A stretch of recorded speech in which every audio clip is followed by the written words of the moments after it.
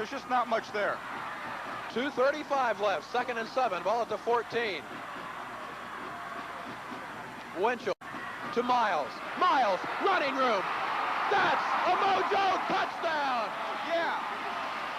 James Miles. How y'all doing up there? Y'all doing all right? 45. Boobie, that's my nephew out there. The boy can play some football, I'm telling you. Okay, who's your guy's favorite player? Booby Miles.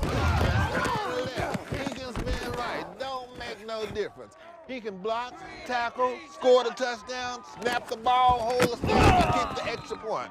Hell, the boy will fill up the Gatorade cooler, walk the dog, and paint your backboard. Get back up if you fall, and when your number call, you better give your all. James Earl Miles Jr., also known as Booby Miles, was born on April 16, 1970 in Houston, Texas. While en route to St. Luke's Hospital, Boobie had it tough in life from the very beginning. When he was only 3 years old, his mom decided that she no longer wanted to take care of him and permanently relocated to Oklahoma. She left him behind with his grandmother, who took care of him for the next 2 years until his dad, James Earl Miles Sr., showed up when he was 5 years old to get him. While living with his dad, Boobie spent a lot of time alone, lost in his own thoughts, due to the fact that Boobie's dad was always at work, either on the road as a truck driver or working his second job at a factory. At some point, one of his dad's girlfriends moved in with them, but instead of playing the role as a loving stepmother, she was absolutely vicious towards Boobie. He claimed that she physically attacked him multiple times, and at one point tied him to a dresser and struck him numerous times with an extension cord. But eventually one of the teachers that worked at Boobie's elementary school noticed the marks all over him and contacted the authorities. After that day, Boobie wasn't allowed to return home to his father and would be placed into foster care. He had an uncle named L.V. Miles on his mom's side, who after hearing what happened to his nephew decided to pay him a visit while he was in foster care. He spent a few hours with his nephew, but on the drive home, he just couldn't get the images that he seen out of his mind. Boobie's hair was unkempt, his clothes were dirty, and he just seemed unhappy overall. LV seen the sadness in his nephew's eyes and just couldn't let it continue. LV was working as a truck driver trying to provide for his family, his 3 daughters, and his wife Ruby, who worked at a department store in the Odessa area. LV spoke to his wife about the possibility of Boobie coming to live with them. Then he decided that he was going to do everything in his power to get full custody of his nephew. Boobie's dad did attempt to protest against this and regain custody of his son, but ultimately he would be sent to go live with his uncle, with a legal agreement that was finalized on August 22nd of 1978. But things didn't start off too well when Boobie relocated to Odessa to live with his uncle LV. He was constantly getting kicked out of school for talking back to teachers and fighting. His uncle could tell that he was full of rage and anger due to the things that he had been through in his young life, and he needed a way to channel that anger into something positive. He was a Pop Warner football coach and felt like that could be the perfect outlet for Boobie, who had never played football before. But as soon as he hit the field, he was a natural, and his uncle knew that he had something special in his nephew. Their Pop Warner football team dominated so much that the opposing team's parents and coaches began to request their birth certificates to really prove their ages.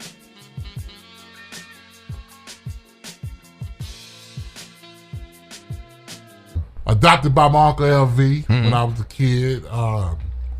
Lived with him, and he basically introduced me to football. He was the Pop Warner coach of the neighborhood on the south side of Odessa, Texas. Right.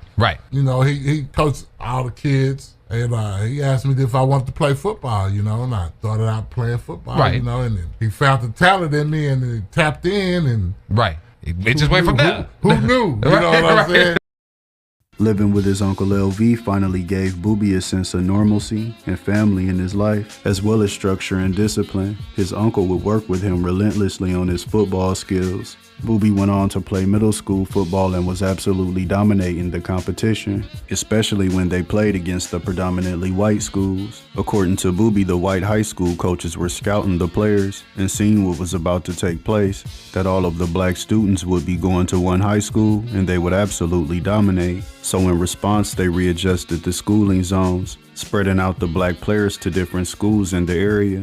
One in particular was the prestigious Permian High School, who had a long history of winning state championships in Texas. LV always had dreams of attending the school and playing football, but when he was coming up, segregation was in full force, and black students weren't allowed to attend that school, let alone play football. And when segregation was ended in the mid-60s, the city of Odessa responded by quarantining the black residents in the section off part of the city, surrounded by a huge wall. So LV never even got the opportunity to play under the famous Texas Friday Night Lights. Even though he did play some college football, it still seemed like a dream unfulfilled.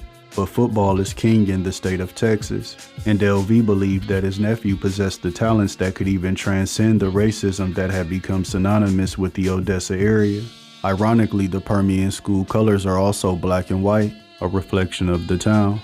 Boobie's freshman class at Permian was the very first one to be integrated. They were one of the last schools in the state of Texas to end segregation. Boobie stated that it was very difficult adjusting to a newly integrated high school, but his saving grace was football, and he would become a star at Permian. Even as a freshman, his coaches knew that they had something special in Boobie that could definitely keep the school's winning tradition going for the next 4 years. He would be playing under head coach Gary Gaines, who was extremely excited about having new black players on his team, 7 in total including Boobie, and they would all go on to become All-Americans. Boobie showed flashes of greatness in his first year, but as a sophomore he was ready to take it to another level. Although that opportunity almost never came because he was kicked off the team during the off-season. Boobie was also a track star, and his obligations to that conflicted with his off-season workouts for football. His coach Gary Gaines was highly upset that he missed workouts and told him that if he wanted to run track, that's what he should major in, and kicked him off the team. Boobie thought about transferring schools and attending OHS, Odessa High School, but he was persuaded to stay at Permian by the liaison for black players at the school. He was allowed to return to the team but missed the first 2 games of the season. Before he could return to the field, Coach Gaines made him stand up in front of all his teammates and coaches to apologize for choosing track over football.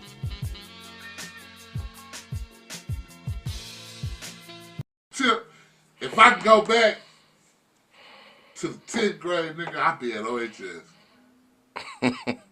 Nigga, you supposed to went to OHS, nigga. Went to OHS anyway.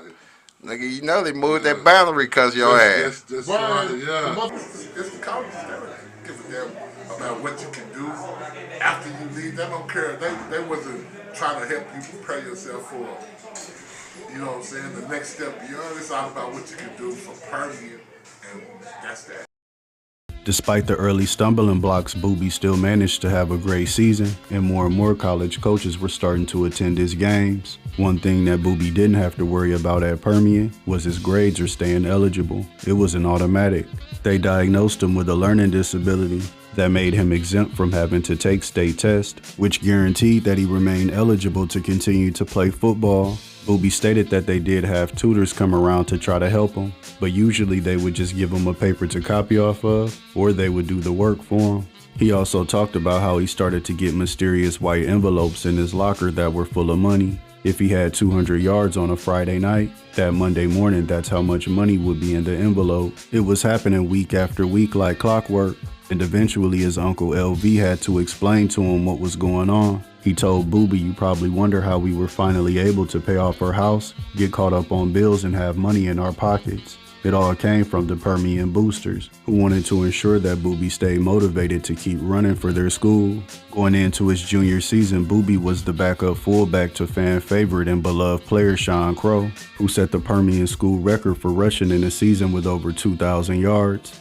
And even though Boobie did respect Sean Crow's talent, in his heart he really felt like he wasn't half the player that he was, and that him starting was really just a result of Coach Gary Gaines and the coaching staff playing favorites. But despite being the backup, Boobie still amassed almost 1,400 yards rushing. He had power, speed, and agility, as well as the superstar bravado to go along with it. He had no problem letting the opposing team know that he was unstoppable, and by the end of the day, they would know the name Booby Miles. In late 1987, an author and journalist named Buzz Bessinger moved his entire family to the Odessa area. He wanted to document events and write a book about the legendary Permian football team. The book will be called Friday Night Lights, A Town, a Team, and a Dream. It inspired the 1993 TV show Against the Grain starring Ben Affleck, as well as the hit 2004 film Friday Night Lights, starring Billy Bob Thornton as Coach Gary Gaines and Derek Lucas James Booby Miles. Bessinger wrote about an incident that occurred when he went to go watch Boobie play in the 1987 playoff game.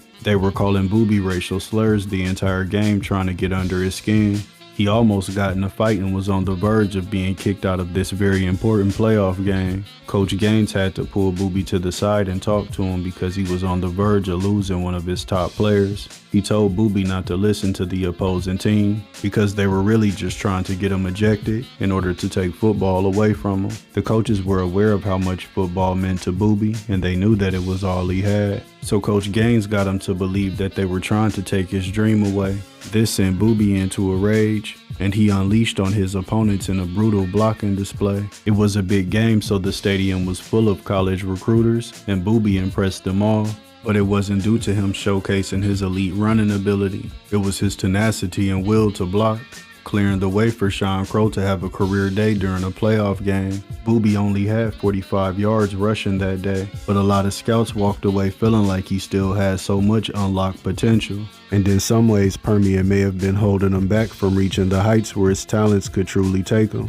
But even with limited opportunities, Boobie would still shine like the star that he was. In Permian's next playoff game against Abilene High, Boobie only received 8 carries in his backup role. But this didn't stop him from rushing for 230 yards and 3 touchdowns. This was also the very first game where his dad showed up to watch Boobie play. He had been estranged from his son for years, but it said that watching him play brought him to tears. Permian failed to win the championship in Boobie's junior year of 1987, but he knew in his senior year of 1988 he would really get to show out. The author of Friday Night Lights wrote about Boobie's star power, as well as his charisma and magnetic personality. And one thing that he never lacked was supreme confidence. Some of the most memorable scenes in the Friday Night Lights movie, including Boobie, actually happened. Those braggadocious Muhammad Ali-inspired speeches were written in the book, along with the Black Nikes versus Adidas debate. Boobie's locker was filled with pictures from magazines and everything that he wanted to achieve through football.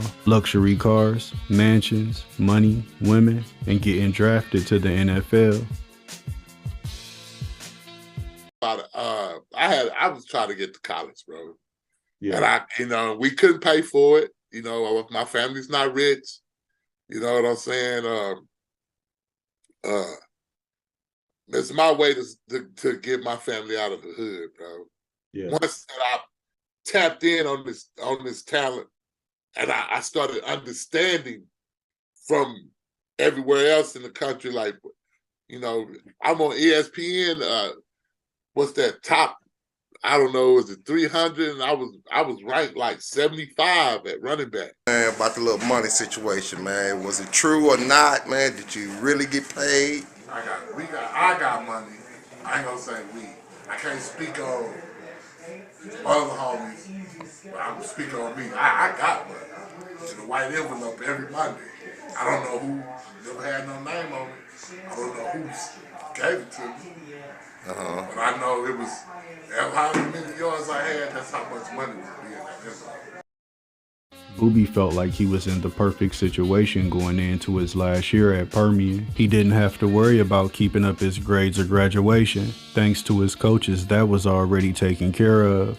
It seemed like all of the top schools in the country wanted Booby Miles. University of Oklahoma, Florida State, LSU, USC, and many more.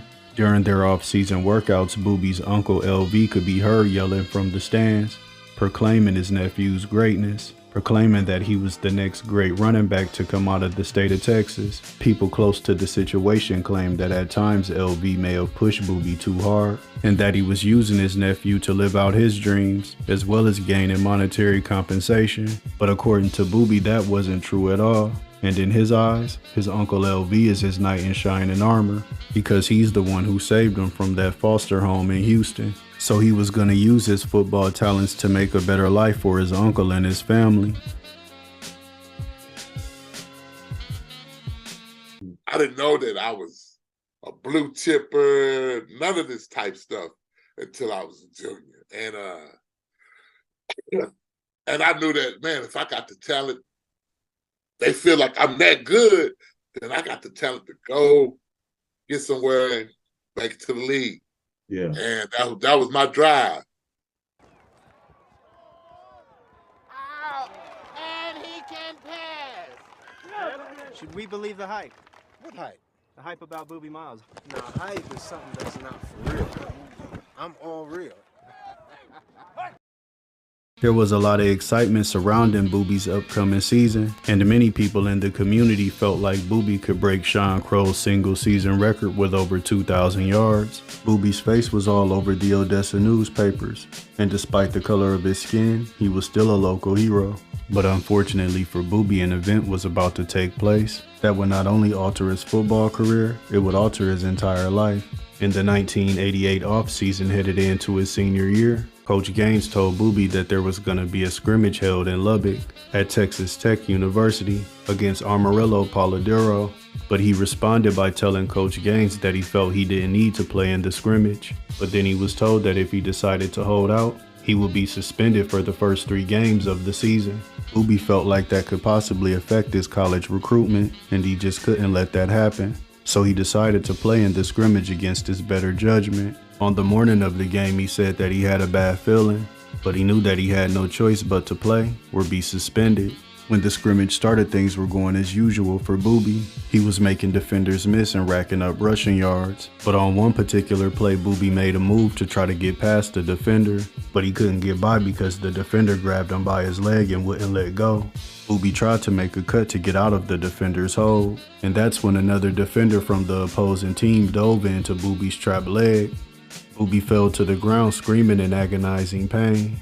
In the movie Friday Night Lights, they made it seem like Boobie got injured in a game during the season, and they captured everyone in the stadium's response for dramatic effect. But in real life, it was a lot less cinematic, and Boobie got injured in a meaningless scrimmage that he never wanted to go to. The Permian medical staff rushed over to Boobie trying to assess the damage that had been done to his knee. He ran his hand up and down Boobie's leg, feeling the broken bones and damage. Boobie looked at him and asked him how bad it was. How long did he think it would keep him out? The trainer responded by saying 6 to 8 weeks maybe. Boobie didn't want to believe his answer and started to go off, saying that it couldn't be true. But in reality, the trainer knew that it was much worse. He had seen these type of injuries before, and during this time in sports medicine, it was almost considered a career-ending injury. Boobie's leg was placed in a black trash bag full of ice to stop the swelling. He was placed on the bench behind the starters for the substitute players, with his black Nikes tied together hanging over his shoulder. Once he returned to Odessa, Boobie had his leg examined by a doctor, and there was good news. He said that it was just a knee sprain and that Boobie would only be out for about 6 weeks. But the optimism was short-lived, because when he went to go get a second opinion from a surgeon named Dr. Dean, he was told that he had done significant damage to his knee. The doctor told Boobie that he had 2 options: either have surgery right away or opt for rehab, which would give him the opportunity to possibly play later on in the season. Boobie didn't go off on the doctor like he did in the movie, but he was still absolutely devastated because he knew that this injury would probably derail his chances of one day playing college football, let alone one day playing in the NFL. Boobie told the coaching staff what the circumstances was surrounding his injury. He told them that him and his uncle were considering getting the surgery. That way he could possibly play college football the following season. But the Permian coaching staff told Boobie that he was quitting on his team, that he was soft, and that he was throwing up his skirt. They told him that he should opt to get the rehab. That way they could still use him later on in the season for the playoffs. The pressure from his coaches ultimately influenced Boobie's decision, and against his Uncle LV's advice, he sided with his coaches and did the rehab. But Boobie was informed that he would have to wear a knee brace, and most likely he would have to wear it for the rest of his football career. He made his return against Abilene High School, the same school that in the previous football season he ran for 230 yards on only 8 carries. But things were different now. The injury had completely changed Boobie's game, and he was no longer the superhuman athlete that he once was. And the Abilene High defense had no problem teeing off on him and letting him know about it. taunting Boobie about his injury and how he was no longer the same, and the opposing teams would seek out to tee off on Boobie.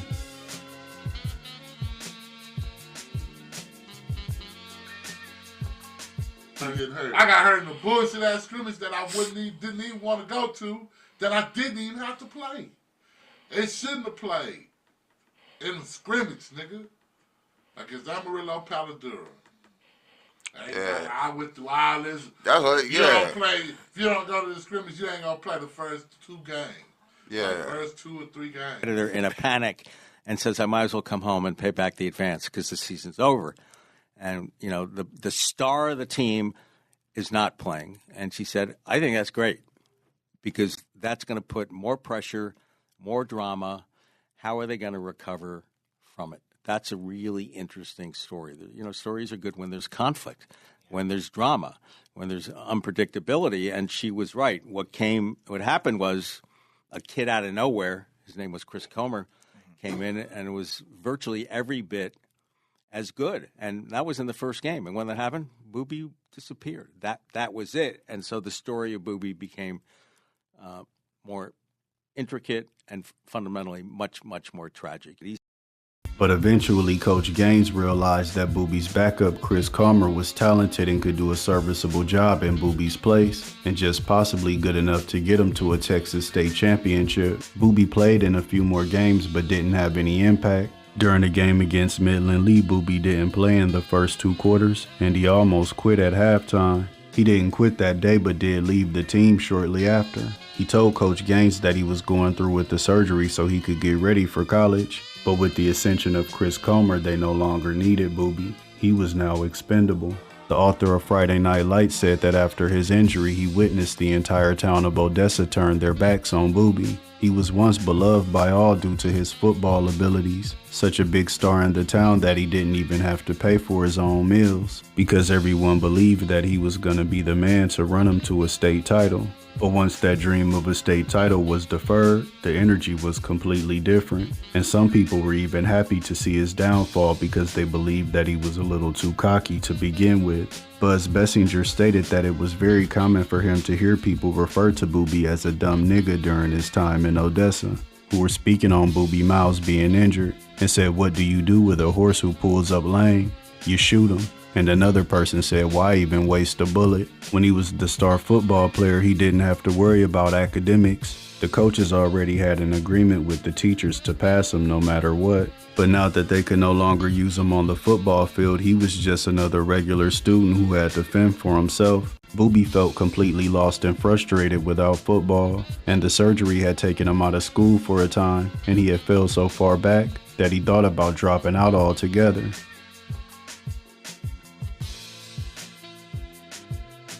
It really fucked me up. Because now I'm on this high pedestal. Man, like my shit don't stink really. And not only they made it that way for me to be able to feel this way. You know what I'm saying? When the time came, bro, I got hurt. It was like, shit. It was a football animal. I hate to say it. That is how they treated him. They felt this kid's only good for football. He does not need education. We'll give him answers to the exams. All we care about is making sure he's eligible for football. Once the season's over, he can flunk out all he wants. The uncertainty surrounding his future caused Boobie to lash out, and eventually he got into an extremely heated argument with his uncle LV. Boobie said that he only seen his uncle cry 3 times in his entire life. On the day that he picked him up from the foster home in Houston, on the day that his dad died, and on that day that he said those hurtful words to him and moved out of the house. Boobie had a cousin that lived in Tyler, Texas and went to stay with him for a while. But eventually he made things right with his uncle LV and moved back in late December of 1988. Although initially Boobie thought about dropping out of school, there were a few of his tutors who actually did care about his education and told him that they would work with him to help him get caught up so he could still graduate. He was back in school, but things were different now. He was no longer the superstar football player Booby Miles. Now he was just James Earl Miles Jr., a student trying to do everything he could to graduate. Buzz Bessinger stated that it wasn't just the local town people and boosters who were happy to see Boobie's downfall, it was also his former coaches. He stated that on multiple occasions he heard them happily talking about Boobie's downfall, making jokes about him and calling them racial slurs. But despite the odds being stacked against him, Boobie still managed to graduate on time. But even on the day of his graduation, his former coach Gary Gaines managed to make that a sad day as well. He presented Boobie with a large trash bag, and when he opened it, it was full of college letters that the coaches had been holding back from him. Boobie said that he felt like the coaches were always trying to hold back the black players on the team. They had 7 All-Americans and only 2 of them got college scholarships. Despite what his coaches did to him, he still managed to get a scholarship from Ranger College. Boobie said that once he arrived on campus, it definitely wasn't what he envisioned when he thought about the days he would be spending in college, but he would still try to make the best of it. He played fullback and was selected to the All-American team, the first player in Ranger College history to receive that honor. But despite the initial success, Boobie said his heart just wasn't in it. He was falling behind with his grades as well and decided to just leave college. He returned to Odessa and started living with his uncle LV once again. But he just couldn't stay in that town because he just couldn't take the shame of being considered a failed athlete, knowing that everybody around him was whispering and talking about him. Not to mention the year after Boobie graduated, Permian Panthers went on to win a Texas state title, with his replacement Chris Comer playing the star role at fullback. Gonna try. You know what I'm saying? Yeah. It was at the very last minute, and I got that scholarship. So I went, you know, and man, I went, and it was okay. The school, you know, once me and my cousin Brian went, and man, once we seen the school, we got there at nighttime. When we seen the school, man, we was like, Brian's brother took us. He was like, man, I ain't going to this school. It looked like a old broke down army base. And we was like, nah, man, I ain't getting down. Brian was like, y'all get y'all ass out. Y'all ain't getting me in trouble. I still end up being we ran a wishbone at Ranger. I end up being a fullback. I still end up being All-American JUCO first team. Wow. I still accomplished some things, but the same fire wasn't in me like it used to be. He wanted to stay close to his uncle LV, who had been battling lung issues for years, but ultimately he decided to go, relocating to Dallas and getting a regular 9-to-5 job. But ultimately he decided to go, relocating to Dallas and getting a 9-to-5 job. But Boobie said he loved living in Dallas because nobody knew him. He could just be a normal guy. He didn't have to worry about being judged or questioned about what happened to his football career. So the next few years throughout the early 90s, he was your normal everyday working man. But in 1994, he got a phone call from one of his best friends that would change his life and bring his first love, football, right back to the forefront. His friend told him about a semi-pro football team in Virginia, telling him that this could be another chance for him to play football again. Not only that, they were paying $400 a game, so Boobie was sold. He stated that he loved his time playing semi-pro football and loved that they were actually paying too. They had winning seasons in all 3 years and went to the championship game in one of them. But when he was entering into his 4th season, he had a meeting with the team doctor, who informed him that looking at his x-rays, he had the knees of an 80-year-old man, and that if he took one bad hit, he would never walk again.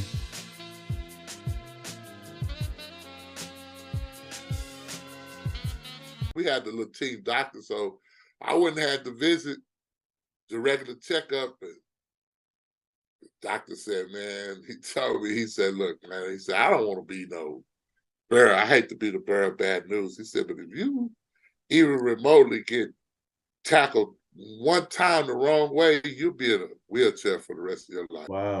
That doctor told me I had a knee of an 80-year-old man. He said, there's one or two things, man. You either quit or you can be pushed around here for the rest of your life.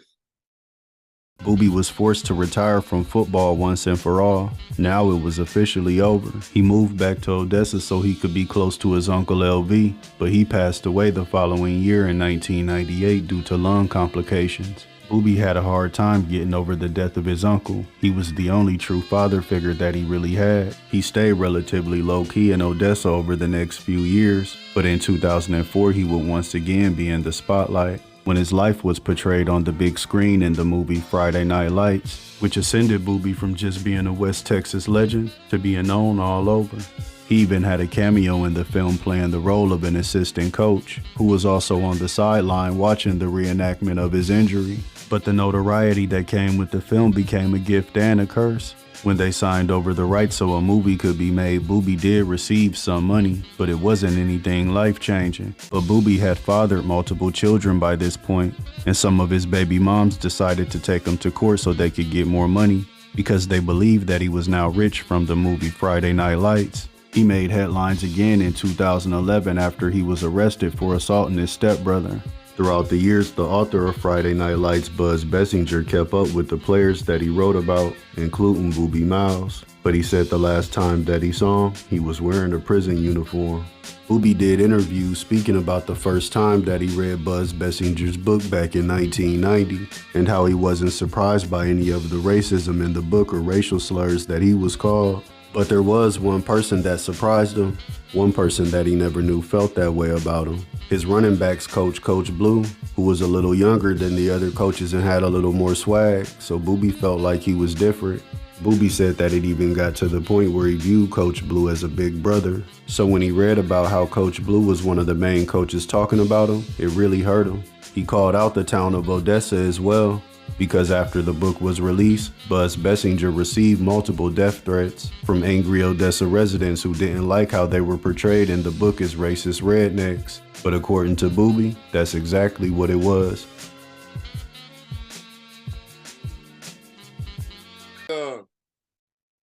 He was like a big brother. They got him on the wall at the school. He played running back, Coach Blue. I mean, that's everything I looked up to. Mm.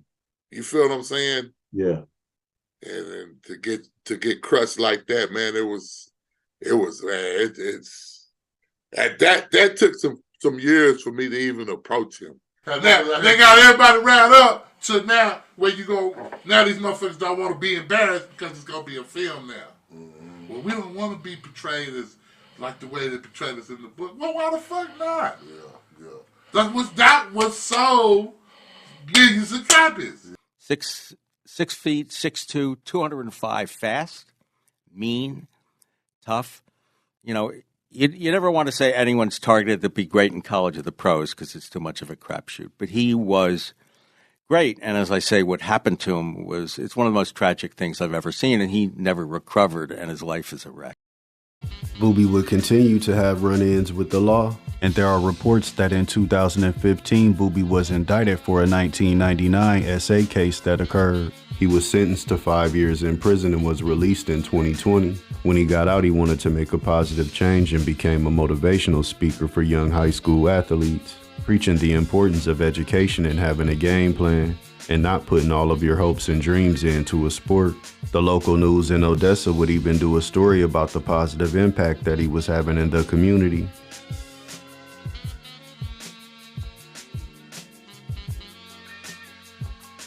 You've read the book, you've seen the movie, you might even own a Permian jersey with his name on the back, but chances are you don't know the whole story. Booby Miles is arguably the biggest high school football icon in this country, and after years away, he's finally back where it all started. And he wants to make the community happy again, but this time he wants to do it off the field. I want to give back to the city that gave to me. It's been over 30 years since James Booby Miles endeared himself to Odessa through his charming and incorrigible cockiness. I'm gonna talk trash. I'll tell you what play we running, just to see if you can stop me. And his superhuman ability to run the football. After the success of the 2004 movie, Boobie became something of a cultural icon, not only by epitomizing the cool high school athlete, but also by showing how quickly it can all be taken away. Because of the film, he can reach young athletes before they make the same mistakes he did. Friday Night Lights have built me a platform. And this platform is for me to give back. By this time, Boobie had been diagnosed with diabetes, and complications from the disease caused him to be in and out of the hospital. But it seemed like Boobie just couldn't escape trouble. It was revealed that he had been arrested numerous times over the years, 16 in total with 8 convictions, with the charges ranging from things like drug possession to violation of a protection order. And in July of 2022, Boobie was indicted in Odessa for failure to register as a sex offender, and ultimately he would be sentenced to 13 years in prison. A sad end to an already sad story. Boobie was quoted as saying that I could never pick up the pieces. Every time I thought I could get it together, it just fell apart. I just let it happen. I didn't try to stay strong. Whatever happens, happens is how I took it. Some people say that there are similarities between the story of Booby Miles and another high-profile high school running back of the 1980s, Marcus Dupree, a high school football phenom coming out of Philadelphia, Mississippi in the late 70s and early 80s, and recruited by every major university in the nation. But he suffered a career-altering knee injury while playing in the USFL. He did manage to play 2 seasons for the Los Angeles Rams, but many people believe that he was never able to achieve his true potential. His story inspired ESPN to create a 30 for 30 documentary about his life called The Best There Never Was. And for those who were around to witness it in 1980s West Texas, that's exactly what Booby Miles is, the best there never was.